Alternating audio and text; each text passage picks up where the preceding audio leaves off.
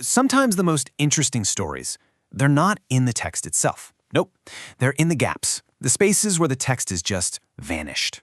They're in the errors, the fragments, the digital ghosts that get left behind. And today, we're going to go hunt one down. All right, take a look at this. At first glance, it's just a mess, right? It looks like total digital garbage, a corrupted file you'd probably just trash without even thinking about it. But what if it's more than that? So, what story is hiding in all this digital noise? That is the question we're tackling today.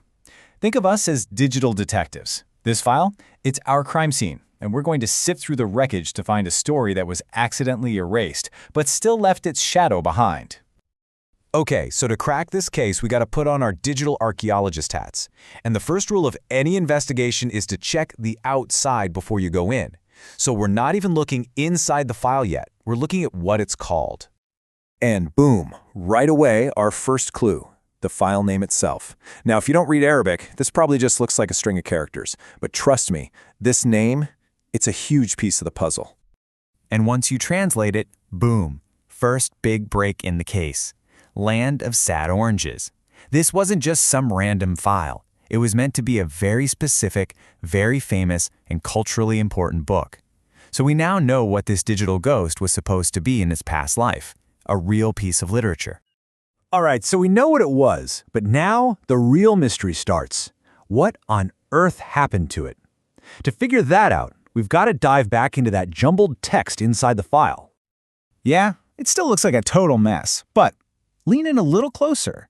Do you see it? There's a pattern in the chaos. We've got hashtag WW, then hashtag W.A, hashtag walkoff, hashtag 2B, and hashtag COM. It just keeps repeating. Does that start to look like anything to you?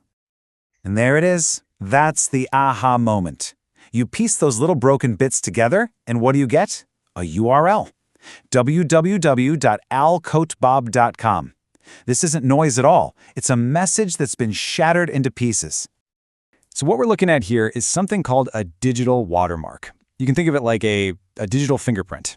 It's a clue left behind by whoever or whatever processed this file. And alcoatbob.com, it's a digital library for Arabic books. So now the picture is getting clearer. We know the what, and we're zeroing in on the who. But wait, there's one more thing. Buried in all that repetitive noise is one last unique little nugget of data, ham.b and a date, 19/11/2009. This feels personal, doesn't it? It's got to be the username of the person who did the scan, and the exact moment they did it. It's a signature. And that date, that gives us our timeline. This whole thing went down way back in 2009. We are looking at the digital echoes of something that happened ages ago in internet time. We're not just analyzing a file, we're literally examining its ghost. Okay, let's put it all together. We've got our clues, a famous book, a digital library's watermark, a technician's name, and a date. We have everything we need. Now we can finally reconstruct the story of what actually happened on November 19th, 2009. So here's what we think happened.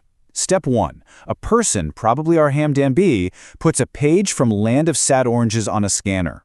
Step 2. A computer program tries to read that scanned image. But then, step 3. Something goes wrong, terribly wrong. The software just fails. It can't make out the actual story on the page. But, and this is the crazy part, it did manage to read the watermark that was probably printed on the page, and it saved Hamden's login info from that session. That whole process, by the way, is called optical character recognition, or OCR for short. It's the tech that lets scanners read documents and turn them into text. It's amazing stuff for sure, but as we see here, it is definitely not foolproof. In this case, it failed so spectacularly that the only things that survived were the bits of data about the data. And that's the real kicker, isn't it? The beautiful irony of it all. The actual story, Ghassan Kanafani's powerful words.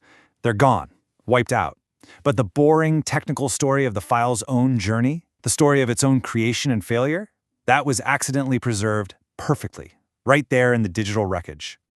So, okay, it's a cool little digital mystery. But why should we care? Why does one broken file from way back in 2009 matter today?